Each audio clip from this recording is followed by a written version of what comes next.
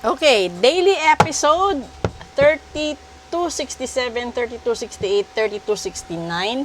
And this is for May 23rd to May 24th. Sa gustong magpabook ng full private reading at magpa-ritual, message lang po kayo. Kukuha tayo dito ng 3 at alamin natin kung ano yung mensahe ni Universe. Una, aha! Ang ganda, miracles. Ang ganda. Pangalawa, greatness. O, di mas gumanda. Pangatlo, always be prepared. Ay, bakit ganyan? Okay. So, panoorin nyo yung healthy reading natin. Kasi maganda din yung lumabas doon. Yung nasa healthy reading is good karma sa mga tao na gumawa ng kabutihan. And then, sa mga tao na gumawa ng kasamaan, then it turns out na bad karma yun para sa kanila. Pero dito sa daily reading natin, unang lumabas is miracle. So, ibig sabihin, maraming mga matutupad, no, na mga hiling, na mga pangarap. Siguro, dahil papasok na yung buwan ng pagbalik sa eskwela, kalimitan siguro yung mga pangarap ng magulang is yung ma-enroll at mabilhan yung mga anak nila sa mga school supplies na kailangan. Tapos, ito yung greatness kasi walang magulang na pabaya siguro, no? Kasi lahat ng magulang gustong bigyan ng magandang kinabukasan ng anak. Hindi lang lahat ng magulang maswerte sa pagkakataon. Kasi ito yung yung dulo na baraha is always be prepared. So ibig sabihin, hindi lahat ng tao pinagpala. Hindi rin lahat ng matatalino ay yumayaman. Hindi rin lahat ng hindi nakapagtapos o hindi nakapag-aral ay mananatiling mahirap at masaklap ang buhay.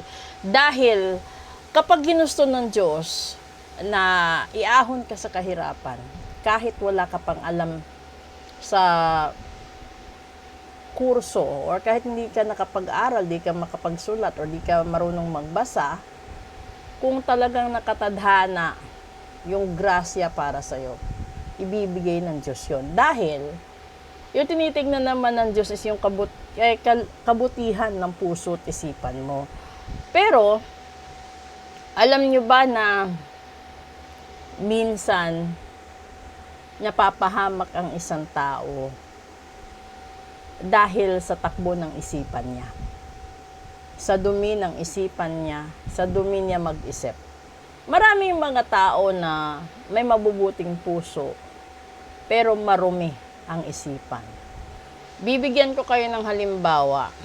Gusto niyang tumulong, pero meron siyang hidden agenda na tutulong siya dahil gusto niyang umangat, yung gusto niyang makilala siya, yung gusto niyang i-praise siya ng mga tao, which is bad. Dahil pwede ka namang tumulong na wala kang hidden agenda sa buhay mo. Halimbawa, yung mga politiko, 'di ba? Tutulong ka pero kukuhanan ka ng video. I-interviewin ka. Bibigyan ka ng tulong pero yung kapalit nun is popularity from their end. Meron namang ibang tao na credit grabber, 'di ba? Na kahit hindi sila yung gumawa, sila yung nagpapalabas na sila, pero yung totoo nun, yung tao talagang totoong gumawa is walang pakialam kung makikilala pa ba siya or hindi. Ang mahalaga sa kanya is nakatulong siya. Yung miracle na tinutukoy dito, ito yung miracles na nababagay sa mga tao na balanse ang puso at isipan, na busilak ang laman ng puso nito at intensyon. Kaya maghanda ka dahil uulanin ka ng blessings ni God. Doon naman sa mga tao na hindi maganda, no? Kasi maraming tao na ipapahamak ang kapwa nila, umangat lang sila. So, maghanda ka din kasi yung hustisya ng panahon at pagkakataon ay nakadepende sa kung ano ang ginawa mo nung nakaraan.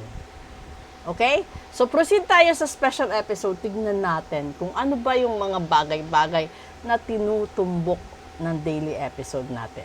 Maraming salamat po.